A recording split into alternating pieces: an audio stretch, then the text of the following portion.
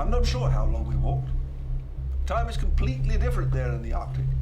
At the poles, because of the Earth's tilt, the year is split into times in which it is almost entirely day for months on end, followed by several months of night.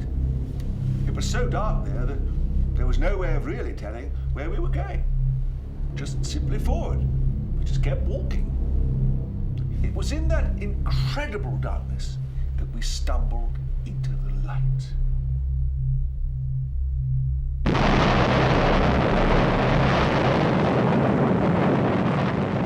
The fall through the ice jarred us all, but not as much as what we found beneath its surface. An entire city of ice, carved, molded, formed, a city of more than 10,000 at least. They being? The Inuits, Matilda's brethren. We would soon learn, as it was clear to us, that they had all suffered from the same combination of mental maladies. If they were insane, how could they have built a city? Well, that's what we wanted to know. I hypothesized that perhaps through their insanity, they had attained conscious access to the collective unconscious of the planet, and therefore complete knowledge of all the technology of the world, and even beyond. It was quite obvious what had happened to them all. It happens in isolated communities all the time. Genetic drift. In Amish communities in the northeastern United States, genetic drift has resulted in predisposition within that community to congenital dwarfism. Extreme genetic drift has also been observed in small communities in South Africa, in which an entire community of people were born without teeth.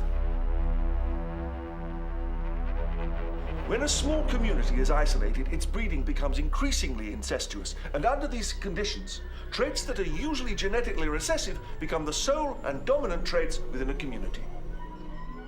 The Inuits, rather than developing dwarfism or failing to develop teeth, became insane.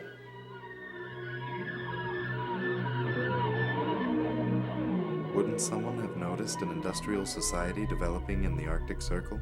Oh yes, somebody would have. The Inuits, it would seem, skipped industrial development, which when you think about it makes a lot of sense. Our industrial revolution was plagued by pollution and waste. My theory is that at the moment of their awareness of the collective knowledge of the planet, they were aware of drawbacks of slow industrial development, and instead conceived of the next step and simply decided to do that. That? What is that? That, what they wanted to do. Not the steps, just that. It's hard for you to understand, I can imagine, because you don't think like an Inuit. You mean like an insane person? Oh, on some levels, yes. The Inuits don't have the same concept of time as we do. We live our lives day to day and second to second, dividing everything into steps.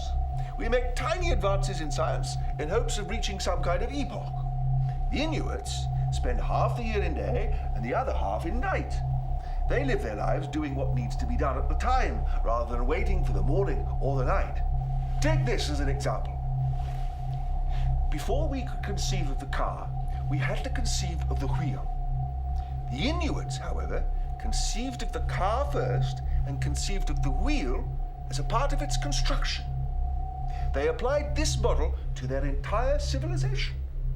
Instead of building inefficient industry like our own to give way to superior industry, they simply began building the most advanced industry they could conceive of with the materials available, which manifested itself as an entire city made of ice. These people simply decided one day to go from the Dark Ages to the 22nd century with no stops in between. It has been said that there is a fine line between genius and insanity, and I'm simply suggesting that there is no line.